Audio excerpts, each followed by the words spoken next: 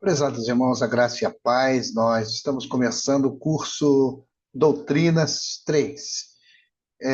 Este curso constará de três assuntos que vamos, ao longo dos próximos dias, estar abordando. Consta de angelologia, eclesiologia e escatologia. Então, desejamos que seja uma bênção para a glória do Senhor. Bem, vamos já compartilhando a tela, sem mais preâmbulos. É importante que nós estejamos bastante atentos a esta matéria. É uma matéria como é importante como qualquer outra matéria. Nós temos a certeza que vai ser uma bênção essa matéria, e o nosso desejo sincero é que vocês possam adentrar nas doutrinas que nós estaremos abordando aqui. Então, vamos compartilhar nossa tela a partir desse momento.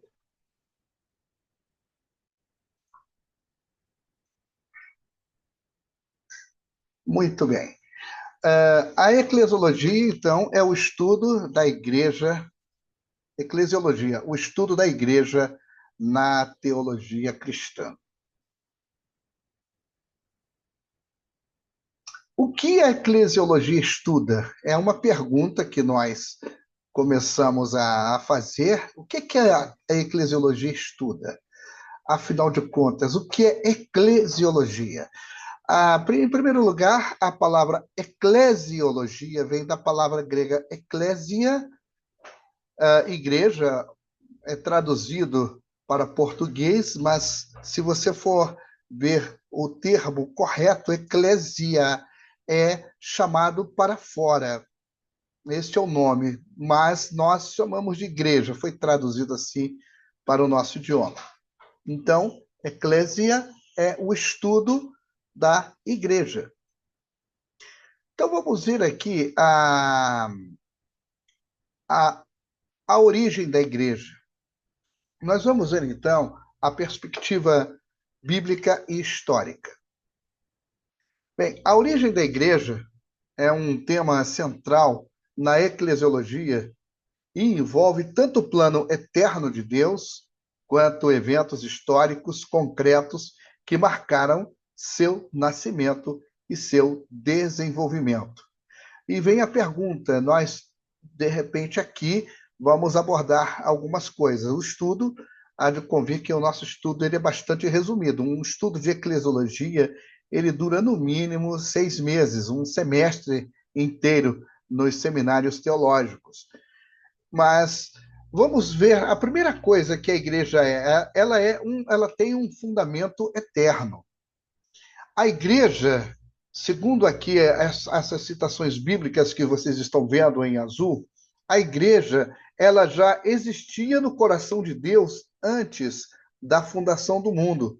Então, se você começar a ver isto, é uma coisa bastante profunda.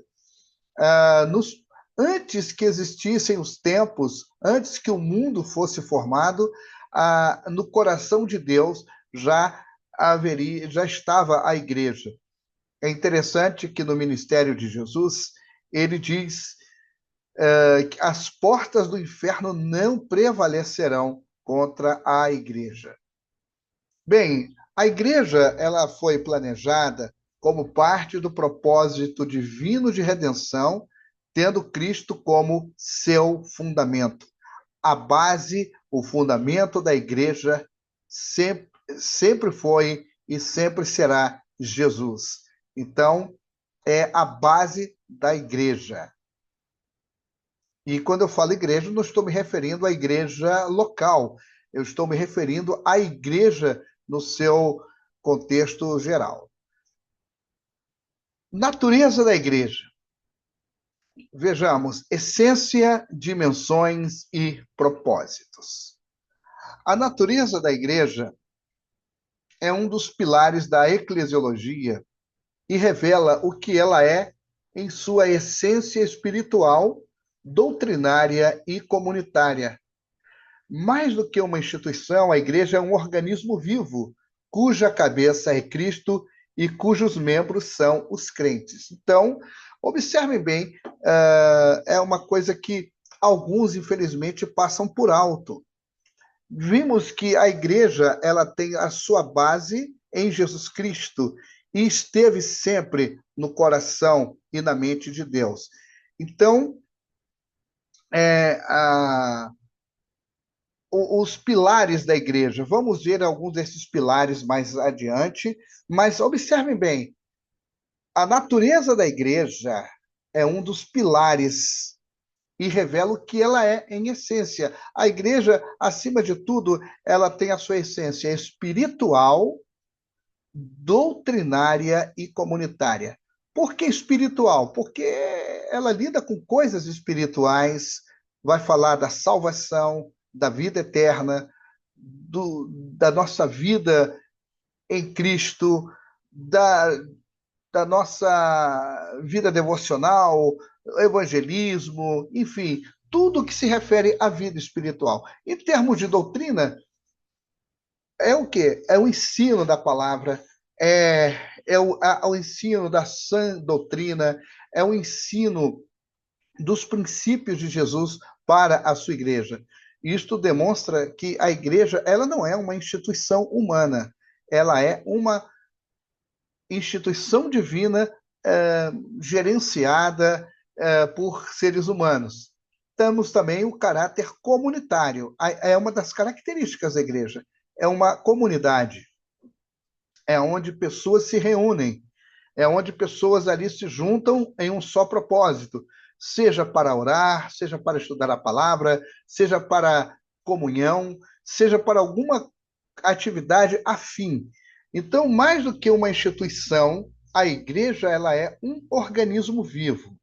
Então, nós temos que ver, e vamos ver reiteradas vezes, no Novo Testamento, o apóstolo Paulo dizendo que a igreja, e comparando a igreja a um corpo humano. Então, a igreja é um organismo vivo. Nós somos o corpo de Cristo, a cabeça é Cristo, e os membros são os crentes. Em outras palavras, os salvos em Cristo Jesus. Todos aqueles lavados e remidos no sangue de Jesus são salvos e, consequentemente, membros do corpo de Cristo. A cabeça da igreja é Jesus. É Jesus quem dá as ordens. É Jesus quem dá os comandos. Tudo parte dele. E eu gosto muito, ainda nos tempos da igreja primitiva, na primeira, no primeiro, na primeira reunião doutrinária da igreja, eles precisavam tomar algumas decisões. Isso a gente encontra em Atos capítulo 15. Depois de muito orar, depois de muito debater, eles chegam a uma conclusão dizendo: pareceu bem ao Espírito Santo e a nós. Então, é muito interessante que as decisões elas partiam do Senhor, não era dos homens. Então, fica para nós aí já uma lição, que a igreja ela é um organismo vivo, é o corpo de Cristo e Jesus é a cabeça.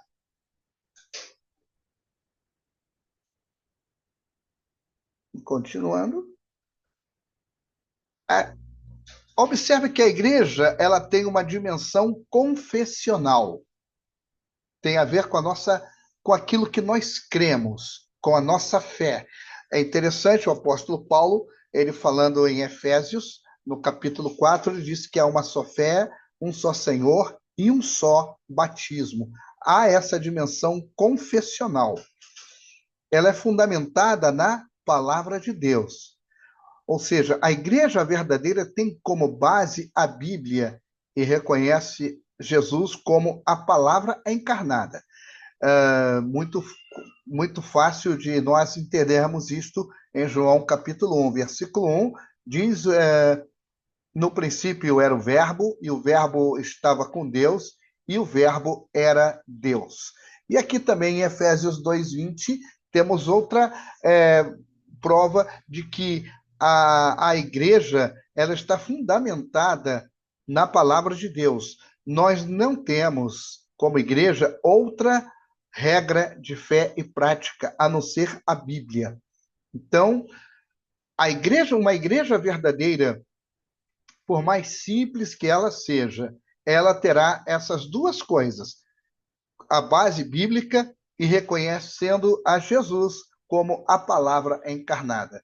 Há muitos movimentos que a Bíblia transformou-se em um mero amuleto. A Bíblia, para muitos, é somente um objeto, talvez ah, de crendice, de superstição, mas ela não é lida, ela não é estudada. Ela talvez em algumas dessas reuniões ela seja mencionada, mas a igreja verdadeira ela terá como base a palavra de Deus. E o Senhor da igreja é Jesus. Então, a igreja não tem donos, a igreja não tem amos, a igreja não tem senhores, a não ser o Senhor nosso Deus. Ela é, dentro dessa dimensão confessional, a igreja é cristocêntrica, ou seja, Jesus Cristo é o centro da igreja. Sem Jesus, se Jesus não for o centro da igreja, a igreja ela perde a sua identidade. E é por isso que é importante nós sempre fazermos uma reflexão para sabermos se Ele é o Senhor, em primeiro lugar, das nossas vidas, se Ele está reinando nas nossas vidas e se Jesus está reinando no meio da igreja aonde nós nos congregamos. Ele é o centro da igreja.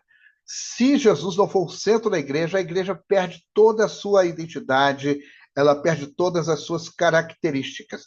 E daí nós vemos tantas coisas erradas, tantas falsas doutrinas, tantos falsos ensinamentos, tantas heresias, porque, infelizmente, Jesus não é o centro dessas igrejas.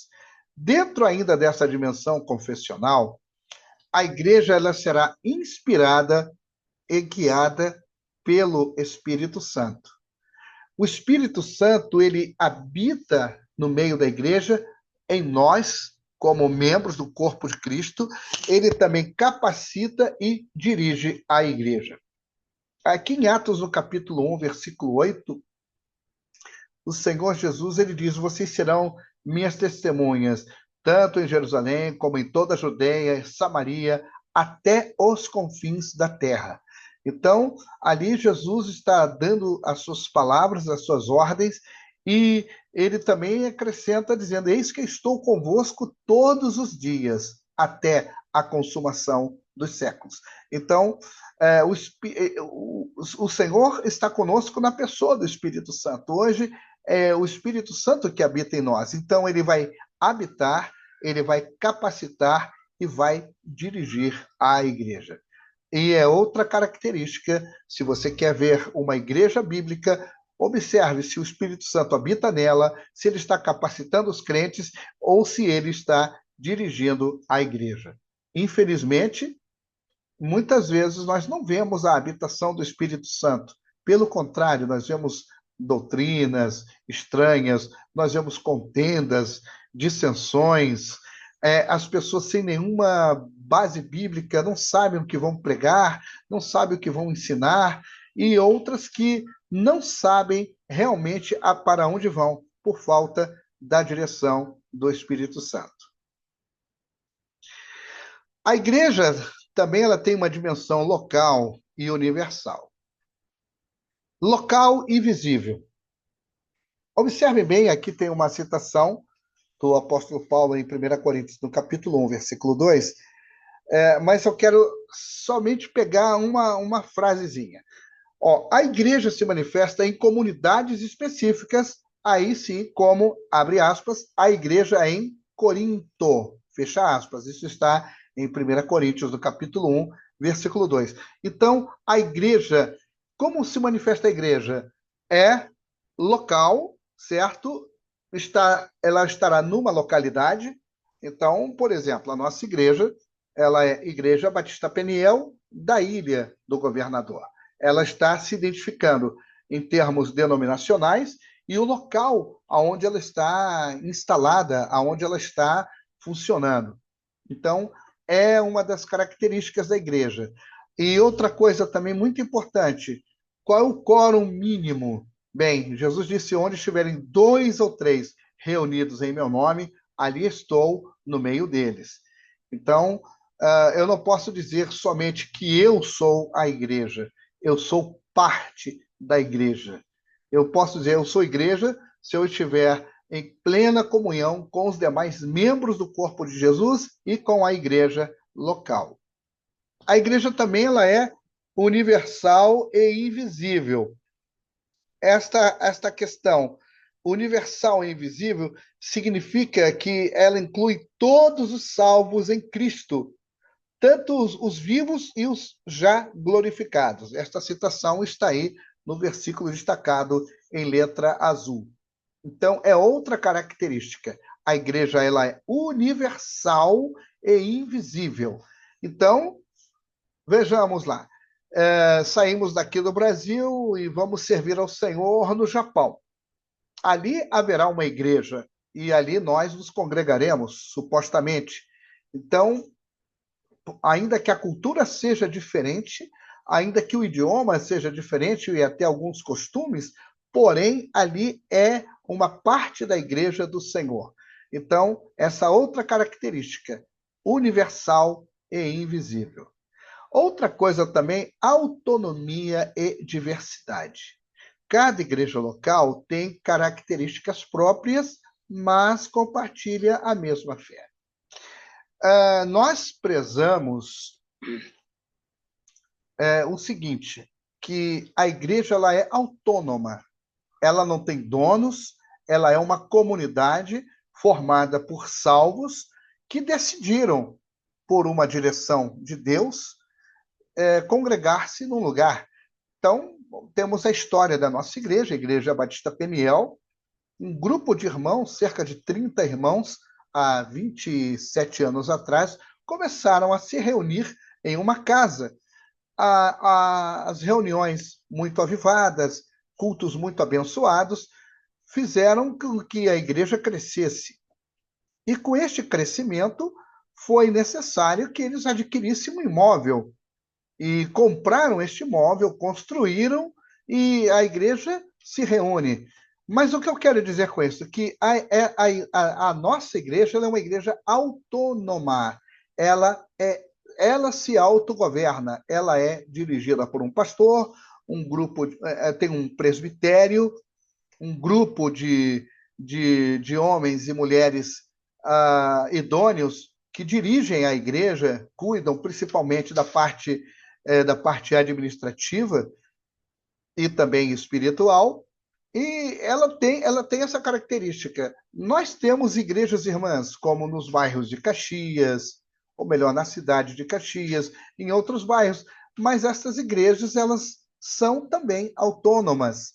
Agora, falando de diversidade, nós vimos que ela tem suas características próprias como igreja local. Nossa igreja tem suas características. Se vamos para outro bairro, vamos encontrar uma igreja que prega Jesus, que fala de Jesus, mas ela já tem algumas características um pouco diferenciadas, porque cada local tem suas características próprias. Talvez a forma de cultuar, se a gente for para outra cidade, a forma de falar, costumes, cultura, etc. Porém, a fé será a mesma, se compartilhará a mesma fé. A mudança de local de uma igreja não significa que vamos mudar a doutrina, não significa que vamos mudar o Senhor, absolutamente. Qualquer igreja bíblica, ela tem esta característica, suas características próprias, porém compartilhando a mesma fé. Aí tomemos, por exemplo, a igreja no Japão. Estamos no Japão, eles falam diferente, têm costumes diferentes, comem comidas diferentes, porém, eles compartilharão a mesma fé que nós compartilhamos aqui no Brasil. Isto é uma coisa muito importante.